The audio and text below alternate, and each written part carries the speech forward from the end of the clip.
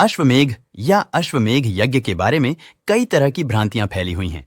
आखिर जानते हैं कि यह यज्ञ क्या होता है और क्यों इसके अश्व अर्थात राज्य की सीमाओं के बाहर घोड़े को छोड़ा जाता है। आज हम आपको अश्वमेध यज्ञ के बारे में संक्षिप्त और सामान्य जानकारी देंगे। असल में वेदानुसार यज्ञ 5 प्रकार के होते हैं, जिनके नाम कुछ इस प्रकार से है। वह ब्रह्म यज्ञ, देव यज्ञ, पितृयज्ञ, वैश्वदेव यज्ञ, अतिथि यज्ञ। इसमें देवयज्ञ अग्निहोत्र कर्म संपन्न होता है, अग्निहोत्र यानी अग्नि के द्वारा। इसी प्रकार से हम अश्वमेध यज्ञ को रख सकते हैं। अश्व का अर्थ घोड़ा और मेघ का अर्थ बलि, हवि और यज्ञ होता है। जब हम पंचबलि की बात करते हैं तो उसमें गाय, कौवे, कुत्ते, चींटी और देव को अन्न दान करते हैं, उनका वध नहीं करते हैं। उसी तरह अश्व का वध नहीं होता है। प्राचीन काल में कोई भी राजा चक्रवर्ती राजा यानी संपूर्ण धरती का भारत खंड का राजा बनने के लिए अश्वमेध यज्ञ करता था, जिसमें देव यज्ञ करने के बाद अश्व की पूजा करके अश्व के मस्तक पर जय पत्र बांधकर उसके पीछे सेना को छोड़कर उसे भूमंडल पर छोड़ दिया जाता था।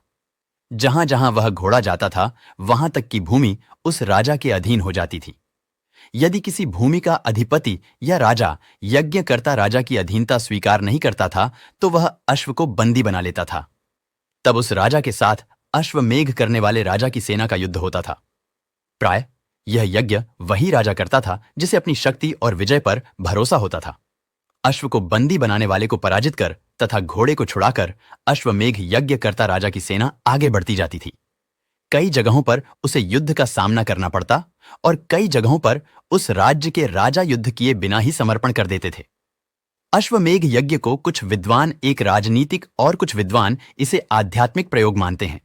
कहा जाता है कि इसे वही सम्राट कर सकता था जिसका आधिपत्य अधिकतर नरेश मानते थे। कालांतर में यह यज्ञ जो नरेश जिस समाज से संबंध रखता था उस समाज की रीति के अनुसार करता था।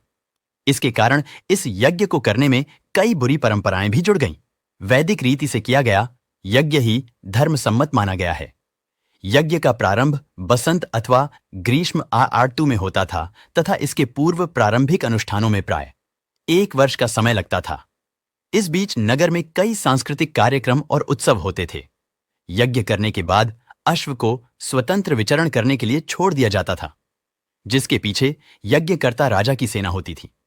जब यह अश्व दिग्विजय यात्रा पर जाता था तो स्थानीय लोग इसके पुनरागमन की प्रतीक्षा करते थे। इस अश्व के चुराने या इसे रोकने वाले नरेश से युद्ध होता था। यदि यह अश्व खो जाता तो दूसरे अश्व से यह क्रिया पुनः आरंभ की जाती थी। यह यज्ञ चक्रवर्ती सम्राट बनने के लिए किया जाता था, परंतु कहते हैं कि अश्वमेध यज्ञ ब्रह्म हत्या आदि पापक्षय, स्वर्ग प्राप्ति एवं मोक्ष प्राप्ति के लिए भी किया जाता था। कुछ विद्वान मानते हैं कि अश्वमेध यज्ञ एक आध्यात्मिक यज्ञ है जिसका संबंध गायत्री मंत्र से जुड़ा हुआ है। असल में अश्व समाज में बड़े पैमाने पर बुराइयों का प्रतीक है और मेघा सभी बुराइयों और अपनी जड़ों से दोष के उन्मूलन का संकेत है। जहां भी इन अश्वमेध यज्ञ का प्रदर्शन किया गया है उन क्षेत्रों में अपराधों और आक्रामकता की दर में कमी का अनुभव किया है। अश्वमेध यज्ञ पारिस्थितिकी संतुलन के लिए और आध्यात्मिक वातावरण की शुद्धि के लिए गायत्री मंत्र से जुड़ा है। गुप्त साम्राज्य के पतन के बाद अश्वमेध प्राय बंद ही हो गया। बता दें कि भगवान राम ने अश्वमेध यज्ञ किया था।